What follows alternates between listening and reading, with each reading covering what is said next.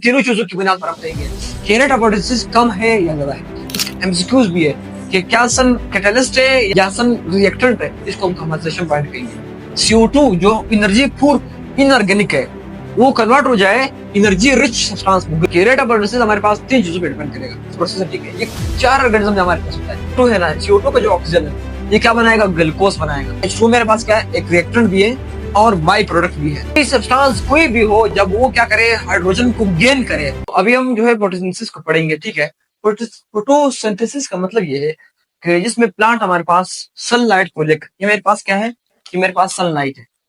Plant जब sunlight के जरिए हमारे पास, ये मेरे पास क्या है, प्लांट है। मैं इसको यहाँ पर क्या लिख रहा हूँ, प्लांट। जिसमें प्लांट हमारे पास इस सन के सोलर एनर्जी को किस में कन्वर्ट करे, एक खुराक में कन्वर्ट करे, एक केमिकल एनर्जी में कन्वर्ट करे। उस प्रोसेस को, उस मैकेनिज्म को, इसको हम क्या कहते हैं, फोटोसिंथेसिस कहते हैं। मैंने क्या कहा, मैंने कहा in which plant convert solar energy into chemical energy. जब प्लांट हमारे पास सोलर एनर्जी को क्या करे, कन्वर्ट करे केमिकल एनर्जी में, सनलाइट की इस एनर्जी को, इसको हम कहेंगे फोटोसिंथेसिस। अब मैंने जो बात की उसको मैं एक रिएक्शन के जरिए समझाता हूँ। ये देख लीजिए हमारे पास क्या है, मैंने कहा प्लांट क्या करता है। प्लांट हमारे पास जो है सनलाइट, ये सबसे पहले मैंने कहा सनलाइट, ठीक है। सनलाइट के साथ और क्या क्या चीजें मिलेंगी मेरे पास। प्लांट बाहर से क्या लेगी, प्लांट बाहर से क्या लेगी, CO2 प्लांट जो है बाहर से लेगी प्लांट के अंदर, ठीक है। H2O कहाँ से आएगी, रूट से आएगी। प्लांट का क्या, ये रूट्स है प्लांट्स के। और यहाँ पर हमारे पास क्या है, वाटर है। तो वाटर तो यहाँ से रूट्स के लाएंगे, CO2 बाहर से प्लांट जो है लिप में आएगा, ठीक है। और सनलाइट भी बाहर से आएगी। यानी तीन चीजें मेरे पास, कार्बन डाइऑक्साइड, ठीक है, CO2, वाटर और सनलाइट। ये तीनों चीजें हमारे पास बाहर से आएंगे। तो इन तीनों प्रोसेस में सबसे पहले CO2 वाटर के साथ मिल जाएगा, सनलाइट की मौजूदगी में और क्लोरोफिल की मौजूदगी में। मैं यहाँ पर क्या लिख रहा हूँ, क्लोरोफिल लिख रहा हूँ। क्लोरोफिल में CH लिखूंगा, मैं क्या लिखूंगा, मैं CH लिखूंगा, ठीक है। आपने इसको पूरा लिखना है, मैं CH लिखूंगा। अब CH का मतलब ये एक क्लोरोफिल। तो यहाँ पर बतौर देखे तीन रिएक्टेंट मेरे पास मौजूद है, ठीक है। एक मेरे पास CO2 है, एक H2O और सन है। सन को आपने जो है कोई कैटलिस्ट में समझना है, सन भी रिएक्टेंट में आता है। इसका एमसीक्यूज भी है कि क्या सन कैटलिस्ट है या वो हेल्प करता है या सन रिएक्टेंट है। आपने कहना है कि सन मेरे पास क्या है, रिएक्टेंट है, इसलिए मैंने इसको जो है रिएक्टेंट के उस लाइन में लिख लिया है, ठीक है, सन। अब सनलाइट क्लोरोफिल मेरे पास जो है वो मेरे पास रिएक्टेंट नहीं है, ये बात आपको पता होना चाहिए। अब ये जो मिलेंगे हमारे पास क्या बनेगा, ये मेरे पास क्या बना, ग्लूकोसा बना, ग्लूकोज है, और इसके साथ वाटर बना और हमारे पास ऑक्सीजन बन गया, ठीक है। तो एक ऐसा प्रोसेस जिसमें हमारे पास क्या हो, CO2 जो एनर्जी पूर, जो हमारे पास एनर्जी पूर, जिसका अंदर हमारे पास एनर्जी नहीं है, इनऑर्गेनिक है, वो कन्वर्ट हो जाए एनर्जी रिच सब्सटेंस में, ग्लूकोज में, जो ऑर्गेनिक है। मैंने क्या लिखा, मैंने कहा एक ऐसा रिडक्शन प्रोसेस जिसमें एनर्जी पूर CO2, यानी CO2 हमारे पास क्या है, इनऑर्गेनिक है। इनऑर्गेनिक की एनर्जी क्या है, कम होती है। यहाँ पर मैं क्या लिख रहा हूँ, इनऑर्गेनिक। जो एक एनर्जी पूर जिसके अंदर एनर्जी इतनी कम है, ये खुद इनऑर्गेनिक है, हवा में बेबस है, उसके साथ कुछ है ही नहीं। जब वो कन्वर्ट हो जाए किसमें, एनर्जी रिच में, ग्लूकोज में कन्वर्ट हो जाए, जो क्या हमारे पास, मैं लिखूंगा यहाँ पर ऑर्गेनिक है। जब ये इनऑर्गेनिक जिसके पास एनर्जी कम कन्वर्ट हो जाए इस ऑर्गेनिक, और जिसके साथ हाई अमाउंट ऑफ एनर्जी है, हाई अमाउंट ऑफ एनर्जी मेरे पास, इस प्रोसेस को भी हम क्या कहेंगे, फोटोसिंथेसिस कहेंगे। आपको बात समझ आ गई। आगे भी मैं क्या कहता हूँ, यहाँ पर मैंने क्या कहा, आप क्या कहा, मैंने कहा ये जो फोटोसिंथेसिस प्रोसेस है, ठीक है, ये चार ऑर्गेनिज्म हमारे पास होता है। प्लांट्स में, एल्गी में, साइनोबैक्टीरिया में, और मैंने एक और यहाँ पर लिखा है बैक्टीरिया में, ठीक है। कुछ फोटोसिंथेटिक बैक्टीरिया है, साइनोबैक्टीरिया है, प्लांट्स और एल्गी। ये चार ऑर्गेनिजम्स है जो फोटोसिंथेसिस के प्रोसेस करेंगे, ठीक है। ये चारों के चारों आपके फिंगर टिप्स होने चाहिए, ठीक है। अब मैं क्या कहता हूँ, मैंने आपको क्या कहा, मैंने कहा सनलाइट हमारे पास हो, सनलाइट, ये जो यहाँ पर सन है, ये सनलाइट हमारे पास बतौर रिएक्टेंट इस्तेमाल होगा। क्या होगा, बतौर रिएक्टेंट इस्तेमाल होगा। और इसी सनलाइट की वजह से हमारे पास क्या बनेगा, ग्लूकोज बनेगा। अगर सनलाइट को मैं यहाँ से क्या करूँ, निकाल दूं, तो आपको ये जो प्रोसेस है मेरे पास क्या हो जाएगा, कि इम्पॉसिबल हो जाएगा। इसीलिए सनलाइट का बहुत बड़ा इंपॉर्टेंस है यहाँ पर, क्योंकि जो एनर्जी आएगी, जो पिगमेंट्स को एब्जॉर्प्शन करेंगे, ये सारा प्रोसेस इसी सनलाइट के ऊपर क्या है, खड़ा है, ठीक है। मैंने यहाँ पर आपके सामने ये रिएक्शन लिख। आगे मैं क्या कहता हूँ, आगे मैं कहता हूँ कि मेरे पास ये जो H2O है, ठीक है, ये जो H2O है, H2O बतौर क्या है, यहाँ पर काम कर रहा है, बतौर रिएक्टेंट काम कर रहा है। यही H2O आगे जाकर क्या बना रहा है मेरे पास, ये देख, मैंने कहा H2O क्या बना रहा है, हमारे पास ऑक्सीजन बना रहा है। ये क्या बना रहा है, ऑक्सीजन बना रहा है। ये जो CO2 है ना, CO2 का जो ऑक्सीजन है, ये क्या बनाएगा, ग्लूकोज बनाएगा, ठीक है। जो ऑक्सीजन CO2 का है वो ग्लूकोज बनाएगा, जो H2O का है वो क्या बनाएगा, वो ऑक्सीजन बनाएगा। ठीक है। और इस प्रोसेस में H2O जो है वो रिएक्टेंट साइड पर भी है, प्रोडक्ट साइड पर भी है। इसीलिए हम कहते हैं H2O हमारे पास रिएक्टेंट भी है, यानी यहाँ पर भी आ गया, और बाई प्रोडक्ट भी है, यानी ग्लूकोज के साथ भी वापस H2O बन जाता है। कैसे बनता है? यहाँ पर भी H2O था, ये जो रिएक्शन आगे गया, क्या हुआ? ग्लूकोज भी बना, फिर से H2O बना। जो H2O यहाँ पर थी वो फिर से यहाँ पर आ गई। तो मैंने दो बातें आपके सामने लिखी। मैंने कहा H2O मेरे पास क्या है? एक रिएक्टेंट भी है और बाई प्रोडक्ट भी है। यानी बाई प्रोडक्ट का मतलब ये कि प्रोडक्ट के साथ एक एक्स्ट्रा चीज बन गया, उसको हम क्या कहेंगे? उसको हम बाई प्रोडक्ट कहेंगे। और ये मेरे पास क्या है? H2O है, ठीक है। यहाँ पर मेरे पास जो CO2 और H2O का जो रेशियो है, ठीक है, याद रखना वो रेशियो आपसे पूछा जाएगा, लाजिमी पूछा जाएगा। वो आपको याद रखना है 1:2 है। किस तरह 1:2 है? यहाँ पर मैंने फिर से आपके सामने लिखा है 12H2O और 6CO2। ये जो बैलेंसिंग रिएक्शन मैंने यहाँ पर की है, देखिए यहाँ पर 6 कार्बन है, ठीक है। इसीलिए मैंने 6 क्यों लिखा है? क्योंकि यहाँ पर भी 6 है ना। तो अगर मैं इस 6 को मिटा दूं तो यहाँ पर एक कार्बन हुआ, यहाँ पर 6 कार्बन है, तो रिएक्शन इम्बैलेंस हो गया है। मैंने इसलिए यहाँ पर क्या लिखा? 6 लिखा, ताकि यहाँ पर भी 6 कार्बन हो। यहाँ पर जितने ऑक्सीजन है मेरे पास, ये 12 हो गए, और 12 ये 24 है। तो यहाँ पर मेरे पास क्या है? 12 ऑक्सीजन। ये देखिए 6 यहाँ पर है, ठीक है, 12 यहाँ पर है और 6 यहाँ पर, ये टोटल 12 12 24 24 हो गए, ठीक है। ये जो बैलेंसिंग मैंने 6 लिखा है, ये बैलेंसिंग के लिखा है कि दोनों का नंबर क्या हो जो हमारे पास बैलेंस हो, मैंने 6 लिखा है, ठीक है। यहाँ पर मैंने आपको क्या बात बता रहा था कि हमारे पास ये जो CO2 है, ठीक है, CO2 और H2O का जो रेशो हमारे पास क्या है? वो 2:1 है। क्यों रेशो 1? इसका मतलब ये है कि 6 को अगर 12 पे आप काट दो तो 6 और 2, यानी 6 2 12, ठीक है। तो हमारे पास क्या है? 2:1 आ गया। ये रेशो भी आपको पता होना चाहिए, ठीक है। एक और बात याद रखना, मैंने यहाँ पर क्या लिखा है? मैंने कहा इस प्रोसेस में क्या हो रहा है?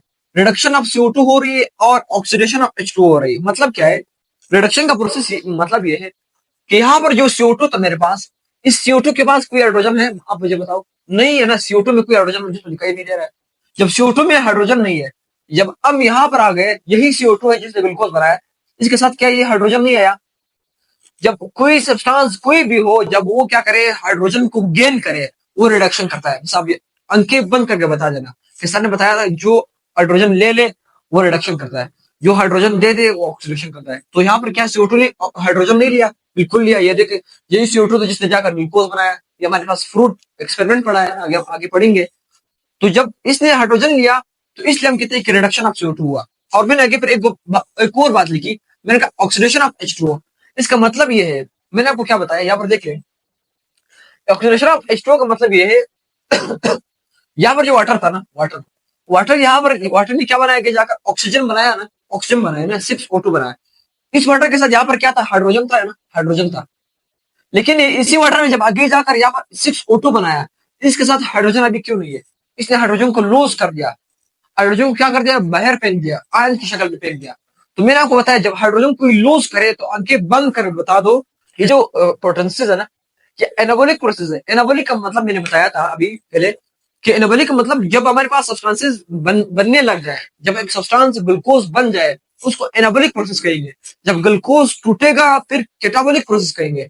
इसीलिए मैंने यहाँ पर लिखा एनाबॉलिक प्रोसेस। एनाबॉलिक प्रोसेस का मतलब ये कि इस प्रोसेस में ग्लूकोज बनाया हमारे पास, इसको बनने में हमें हमने सनलाइट की एनर्जी इसको दे दी। जब आपने इसको सनलाइट की ये एनर्जी आपने दी तो ग्लूकोज बना। जब आपने एनर्जी दी तो एनाबॉलिक प्रोसेस हुआ ना। तो मैंने इसलिए यहाँ पर लिखा एनाबॉलिक प्रोसेस। एमसीक्यूज आपको पता होना चाहिए, ठीक है। इसी तरह मैंने और क्या कहा, मैंने कहा connect non living world to living world. मतलब बात का ये है कि आपने लिविंग वर्ल्ड और नॉन लिविंग को कैसे कनेक्ट किया? देख, एक CO2 था ना, CO2 बाहर घूम रहा था, उसको क्या पता था कि मैंने प्लांट के अंदर जाना है और मैंने प्रोसेस ग्लूकोज बनाना है। यही ग्लूकोज था जिसको आगे जाकर हम लिविंग ऑर्गेनिजम्स खाएंगे ना, फ्रूट की शक्ल में, सब्जी की शक्ल में, बाकी जितने भी इसके प्रोसेस, ठीक है। हम जब इसको खाएंगे तो एक नॉन लिविंग सब्सटेंस था ना, तो एक लिविंग ऑर्गेनिज्म मैंने इसको खा लिया, ठीक है, एग्जांपल में दे रहा हूँ। तो इसने क्या किया? मुझे प्लांट और मुझको जो है कनेक्ट कर दिया ना। तो CO2 का मेरे साथ एक कनेक्शन हुआ, उसी CO2 ने ग्लूकोज बनाया, उसी ग्लूकोज को मैंने खाया। तो क्या मेरा और CO2 का रिलेशन बना ना? CO2 क्या है? नॉन लिविंग है, मैं क्या हूँ? लिविंग हूँ। तो लिविंग और नॉन लिविंग का कोई रिलेशन तो बन गया ना। इसीलिए हम कहते हैं कि connect the non living world to living world. आपने नॉन लिविंग को लिविंग के साथ आपने कनेक्ट कर दिया। बस एग्जांपल ये मैंने आपको बताने। आगे क्या कहते हैं हम? मैं कहता हूँ कि जो फोटोसिंथेसिस का जो प्रोसेस है, आपको पता है दुनिया में 70% वाटर है, ठीक है, इस जमीन पर। तो हमारे पास जो जहां पर जो खुश्की है ना, खुश्की में सिर्फ 10% फोटोसिंथेसिस होता है। खुश्की पर 10% प्लांट्स है, ठीक है, जो 10% फोटोसिंथेसिस हो रही है। बाकी जो 90% है ना, वो समंदर के अंदर जो प्लांट्स हैं वो फोटोसिंथेसिस कर रहे हैं। यानी आपको एक बहुत इंपॉर्टेंट इंटरेस्टिंग बात है कि 90% जो फोटोसिंथेसिस है वो वाटर में हो रहा है, और 10% हमारे पास सिर्फ खुश्की में हमारे पास हो रहा है। ठीक है, 90% हमारे पास वाटर के अंदर जो प्लांट्स है वो फोटोसिंथेसिस कर रहे हैं। ये आपको पता होना चाहिए। इसी तरह मैं एक और बात आपको समझे कहूंगा, कभी कभी जैसे हमारे पास दो टाइम है हमारे पास, एक मैं यहाँ पर लिखूंगा, मैं क्या लिखता हूँ, मैं यहाँ पर लिखूंगा डॉन एंड डस्क। मैं लिखूंगा डॉन और डस्क, दो पार्ट में लिखूंगा। इसका मतलब मैंने क्या कहा, डॉन का मतलब ये है जब सूरज निकल रहा होता है सुबह सुबह, अभी तक उसकी इंटेंसिटी बहुत सख्त नहीं होती। और डस्क का मतलब क्या है कि जब सूरज गुरूब हो रहा है उस वक्त भी लाइट की इंटेंसिटी क्या हो जाती है, कम हो जाती है। इस दोनों पॉइंट को यहाँ पर क्या होता है हमारे पास, रेट ऑफ फोटोसिंथेसिस रिस्पायरेशन के बराबर हो जाता है, क्योंकि इतनी लाइट नहीं होती कि वो ज्यादा से ज्यादा ग्लूकोज बनाए, ज्यादा हमारे पास ऑक्सीजन बना ले। इसीलिए जो ऑक्सीजन पैदा होता है वो वापस आके क्या हो रहा था, इस्तेमाल भी हो रहा था। और जो CO2 प्रोडक्शन हो रही थी वो वापस क्या हो रही थी, इस्तेमाल हो रही थी। यानी कि ऐसा प्रोसेस जिसमें फोटोसिंथेसिस और रिस्पायरेशन क्या हो जाए, बराबर हो जाए इन दो पॉइंटों पर, जब सूरज निकल रहा हो या गुरूब हो रहा हो, इसको हम कंपनसेशन पॉइंट कहेंगे। ठीक है, बाकी मैंने एक और बात आपको बतानी, ये देख लो इंटेंसिटी ऑफ लाइट इस वक्त होती है, मैंने इसीलिए लिखा कि लो इंटेंसिटी ऑफ लाइट। मैंने क्या कहा, मैं कहा लो इंटेंसिटी, जब लाइट की इंटेंसिटी इन दोनों पॉइंटों पर कम होती है, सूरज निकलने का टाइम और गुरूब होने का टाइम, ठीक है, तो रेट ऑफ फोटोसिंथेसिस क्या हो जाता है, इक्वल हो जाता है हमारे पास रिस्पायरेशन के। फिर आगे हम एक और बात कहते हैं, हम कहते हैं कि रेट ऑफ फोटोसिंथेसिस किस चीज पर डिपेंड करता है। मैंने कहा आपको कि रेट ऑफ फोटोसिंथेसिस हमारे पास तीन चीजों पर डिपेंड करेगा। देखिए, इंटेंसिटी ऑफ लाइट, कि सूरज की इंटेंसिटी कितनी है, किस इंटेंसिटी से सूरज अपना लाइट दे रहा है, उसकी क्वालिटी क्या है, कितने ड्यूरेशन तक हमारे पास सनलाइट आ रही है, इन तीनों चीजों की बुनियाद पर हम कहेंगे कि रेट ऑफ फोटोसिंथेसिस कम है या ज्यादा है। आपको बात समझ आ गई, ठीक है, ये मैंने आपको समझ लिखा। मैंने कहा रेट ऑफ फोटोसिंथेसिस किन चीजों पर डिपेंड करेगा। सबसे पहला मैंने कहा इंटेंसिटी ऑफ लाइट डिपेंड करेगा, दूसरा मैंने कहा क्वालिटी ऑफ लाइट, और तीसरा मैंने कहा ड्यूरेशन ऑफ लाइट, कि लाइट की ड्यूरेशन कितनी है। लाइट आप अगर 2 घंटे के लिए दे रहे हो तो उतना ही होगा ना, अगर आप 10 घंटे के लिए दे रहे हो तो 10 घंटे के लिए होगा। तो ये तो होगा हमारे पास, ये आपका आज का हमारे पास फोटोसिंथेसिस और हमारे पास बायोएनर्जेटिक्स का पहला टॉपिक। तो स्टूडेंट्स, उम्मीद है आपको लेक्चर समझ आ गई होगी। अगर आपको लेक्चर के हवाले से कोई प्रॉब्लम है तो आप मुझे कमेंट बॉक्स में बताइए, और इसी के साथ साथ हमारे लेक्चर को लाइक करिए, सब्सक्राइब करिए, शेयर करिए अपने दोस्तों के साथ। मिलते हैं अगले इंटरेस्टिंग लेक्चर के साथ। थैंक्स।